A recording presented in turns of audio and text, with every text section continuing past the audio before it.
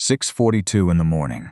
The parking lot behind the police station is empty except for a gray sedan and a thin layer of fog on the windshields. A woman steps out, wearing a plain blazer and carrying a leather folder. Her name is Danielle Brooks. She is 47 years old, and for the last 22 years, she has worked in law enforcement, patrol, training, internal affairs, and finally the reform unit that rewrote how this department handles traffic stops. 1 week ago, the city council voted to make her the next police chief. She has not been sworn in yet. Less than 80 minutes from now, she will raise her right hand in front of reporters and city officials and take the oath. This morning, before any of that, she wants something simpler. She wants to walk through the building quietly, before the cameras arrive, and see the department the way it actually runs on an ordinary day. She holds her temporary access card up to the reader by the employee entrance. The light blinks red. She tries again, still red. Danielle remains outside the locked door and makes no attempt to force it open or slip past it. This is not the story of an officer who failed to recognize his new boss. This is the story of what he kept choosing to do, even after he was given every reasonable way to verify who she was. When investigators later reviewed the body camera footage, they found 4 separate chances to end this calmly. They also found a radio report that did not match what the camera recorded. Danielle steps back from the door and checks her phone. That is when Officer Mark Halpern rounds the corner from the side lot, coffee in hand. He is 34-7 years on the job, confident and running on almost no sleep after switching shifts 2 days ago. He missed the staff meeting where the department introduced its incoming chief. He sees a woman he does not recognize standing at a door meant for staff only. "Excuse me," he says. "Can I help you with something?" Danielle turns to face him, calm. "I'm Danielle Brooks," she says. "I've been named the incoming chief of this department, and I have a walkthrough scheduled with the chief's office this morning." It is a clear, direct answer. She does not hide who she is, and she does not wait to be asked twice. At first, the failed badge gives Halpern a legitimate reason to ask questions and briefly verify her identity. Halpern looks at her card, still blinking red, and at the folder under her arm.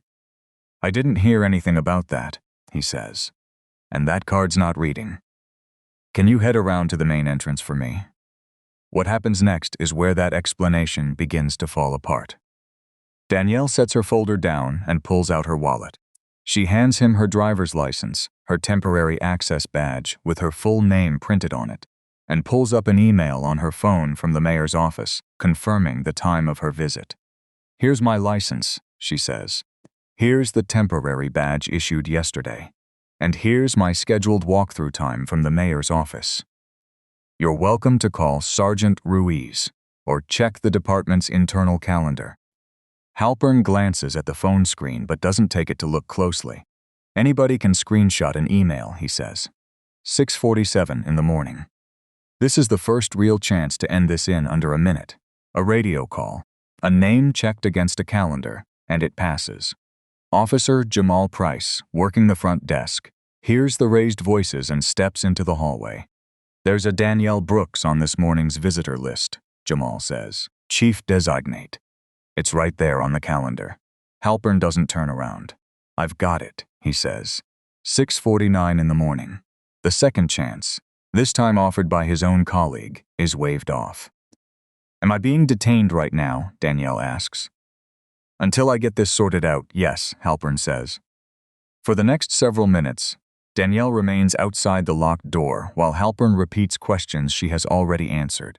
He keeps her license and temporary badge in his hand, but makes no radio call to verify either one. Danielle asks again for Sergeant Ruiz. Halpern tells her the sergeant is unavailable without checking. Jamal points toward the internal calendar a second time. Halpern tells him to return to the desk. The clock continues moving, but the verification does not. "I need to check your bag," Halpern says. "I'm not consenting to a search of my bag," Danielle says. "Do you have a specific reason to believe there's something dangerous in it?" Halpern doesn't answer the question directly. "Standard procedure when someone won't cooperate," he says. Inside that folder is the oath she is set to take in less than an hour. It is also her first 90-day plan, and the draft of a new internal complaint process, a process built, in no small irony, to prevent exactly what is happening to her right now. Danielle takes out her phone again. "I'm calling Sergeant Ruiz," she says. "Put the phone down," Halpern says, and reaches for her wrist. "What's the basis for that order?" Danielle asks, without raising her voice. Jamal steps forward again. "We should call the sergeant before this goes any further," he says. "Get back to the desk," Halpern snaps, without looking at him. 7:01 in the morning. This is the moment a verification stop turns into something else. Halpern cuffs one of Danielle's wrists to the arm of a bench near the side entrance. "Detained for identity verification," he says. Danielle doesn't resist. She sits down and keeps her eyes on him. Inside, her pulse is climbing, and her mind is already sorting through every procedural step that is being skipped. None of that shows on her face. "I've already given you my identity," she says. "What specific conduct am I being detained for?" Halpern opens his mouth, then stops. He doesn't have an answer that holds together. He keys his radio. "Uncooperative female attempted to access a secure area with an invalid badge," he says. 7:04 in the morning. 3 things in that sentence do not match what just happened. She did not attempt to force her way in. She identified herself the moment she was asked, and she declined one specific request to search her bag. She did not refuse to cooperate. A records clerk walks past, glances at Danielle, stops for half a second like she recognizes her, and starts to speak. "This area is occupied with an incident," Halpern says, cutting her off. "You'll need to keep moving." The clerk hesitates, then walks on. That is the 4th chance, gone. Back at the front desk, Jamal pulls up the department's internal scheduling system. On the screen, in plain text, is a single line. Chief Designate Danielle Brooks. Operations walkthrough, 6:30 to 7:30. He turns the monitor toward Halpern. Halpern stares at it for a long moment. "Chief Designate doesn't mean she gets to use the staff entrance before she's sworn in," he finally says. "Her title alone does not automatically override building security." But her title was never the only evidence in front of him. She had a city-issued badge, matching identification, a scheduled walkthrough, and a colleague confirming her name on the internal calendar. At that point, the question was no longer whether Halpern should verify her. It was why he kept refusing to do it. "Take the cuffs off," Danielle says. "I need my supervisor to confirm that," Halpern says. Footsteps come down the hallway. Sergeant Elena Ruiz walks in, mid-conversation on her radio, and stops when she sees the cuffs. "Who put cuffs on the incoming chief?" she says. It isn't a question. The hallway goes quiet. A few employees passing through slow down, then stop. Halpern keys. "Now," Ruiz says. He unlocks the cuffs, his hands shaking slightly. "Her badge wasn't reading," he says. "She wouldn't let me check her bag. I was just securing the building." Nobody interrupts him. Nobody has to. His body camera has been running the entire time. Danielle rubs her wrist and doesn't use the moment to accuse anyone in front of the growing crowd. "Sergeant, I want a few things done," she says. "Photograph and note the mark on my wrist. Make sure the body camera footage and the security footage from this entrance both get preserved. And take down the names of everyone who was present." "Understood," Ruiz says. "I'm ordering that preservation right now, and I'll notify records." Danielle doesn't give the order herself. She isn't chief yet, and she knows it. She asks. "The people already in that chain of command are the ones who act." Halpern steps closer, lowering his voice. "Can I talk to you privately about this?" he says. "From this point forward, every conversation about this incident gets documented," Danielle says. Mayor Thomas Reed arrives a few minutes later with 2 aides, ready for the ceremony, and stops cold at the tension in the hallway. "What happened here?" he says. "Do we need to postpone the swearing-in and put out a statement?" "No postponement," Danielle says, "and no public retaliation. If Halpern only changes how he treats people because he now knows who she is, the real problem is still sitting there unsolved. The question that actually matters is how he treats the next person who walks up to that door and isn't a police chief." Danielle asks that the case be handled outside the department entirely. Under an existing mutual aid agreement, the city refers the matter to a professional standards investigator from a neighboring jurisdiction. The investigator has no reporting line to Halpern, Ruiz, or Danielle herself. At Ruiz's request, the acting command staff temporarily removes Halpern from public-facing duties, pending the outside review. His body camera footage is formally logged into evidence, and he is instructed not to discuss the incident with any witness. No conclusion. No discipline handed down on the spot. Just a process, finally being allowed to work the way it is supposed to. Danielle's appointment had not been a private decision or a last-minute announcement. It followed a national search, a round of public interviews, and a unanimous city council vote. That was the reason she wanted this early walkthrough in the first place. She had spent 2 decades watching how a department behaves when the cameras are on. She wanted to see just once before the ceremony how it behaves when they are not. The badge that failed to open the door was not a security flag. It was a clerical mistake. An activation date entered 1 day late, in a system nobody had reason to double-check until this morning. At 8 o'clock, the ceremony goes ahead exactly as planned. The hallway is full, staff, a couple of local reporters, and a handful of family members. Danielle steps up, one wrist still showing a faint mark, and takes the oath. Then she speaks, briefly.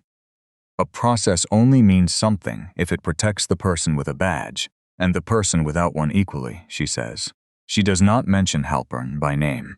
The investigation is not finished, and she has no intention of turning it into a public trial before there is a formal conclusion. Her eyes find Jamal near the back of the room for a moment. She does not call him out either, but it is enough to show that the officer who spoke up when the process was being ignored and got overruled for it anyway has not gone unnoticed. 3 days after the ceremony, Ruiz sits down with the outside investigator in a small conference room. Together, they walk through the evidence piece by piece. They line up the body camera footage against the building's access log and the recorded radio traffic from that morning. The timeline that comes out of that review is almost identical to what anyone standing in that hallway already saw. At 6:47, Halpern had a driver's license, a temporary badge, and a scheduled appointment in front of him, and chose not to verify any of it by radio. At 6:49, a fellow officer told him her name was already on the visitor list, and he cut him off. At 7:01, that same officer asked to call a supervisor, and Halpern told him to get back to the desk. At 7:04, he kept a records clerk from approaching, and he described Danielle over the radio as uncooperative, before she had refused anything except a search of her bag. Jamal gives a separate, recorded statement of his own. He explains that he saw the calendar entry almost immediately, that he raised it twice, and that department policy at the time gave him no formal way to override a fellow officer's decision on scene. His only option would have been going over Halpern's head to a supervisor who was not there yet. That gap, the fact that there was no clear channel for one officer to escalate a disagreement with another officer's call, becomes one of the clearest findings in the entire review. It is not a failure by Ruiz. She was not there, and there was no way for her to be. It is a hole in the department's own procedure, and it is one that is about to get fixed. The investigator also reviews Halpern's documented identity checks from the previous 18 months. In comparable encounters involving failed credentials or uncertain access, several people were verified by phone and released within minutes. Several of the longer detentions involved Black residents. The sample is too small to prove motive or establish a department-wide statistical pattern. The report does not claim to know what was in Halpern's mind that morning. It states carefully that the pattern raises a documented concern about inconsistent treatment. It recommends that concern be reviewed as part of the larger case file. 5 weeks later, a file lands on Danielle's desk, stamped closed, independent review complete. The findings are direct. There was no reasonable basis to demand a search of the bag. Continuing the detention after her identity had already surfaced in the department's own system was not justified. The initial radio report did not accurately describe the citizen's conduct, and the department had no clear procedure for an officer to escalate a disagreement with a colleague's detention decision in the moment. Halpern is given the chance to respond in writing before any final decision is made. In his response, he maintains that he was following training on unverified access attempts and disputes that his conduct rose to the level described in the report. After the outside findings are sustained, the city begins formal disciplinary proceedings. Halpern resigns before the final hearing can determine his employment. His resignation does not erase the investigative findings or the preserved record of the incident. With legal and city approval, Danielle puts 3 new departmental policies into effect. Every detention inside the building now requires a recorded, articulable basis. Front desk staff have a formal, documented channel to call in a supervisor the moment something looks wrong, the exact gap that left Jamal with nowhere to go that morning. And no complaint can be closed based solely on the report of the officer it is filed against. 6 months later, Ruiz pulls the numbers for a routine check. The new escalation channel has been used 4 times since it went into effect.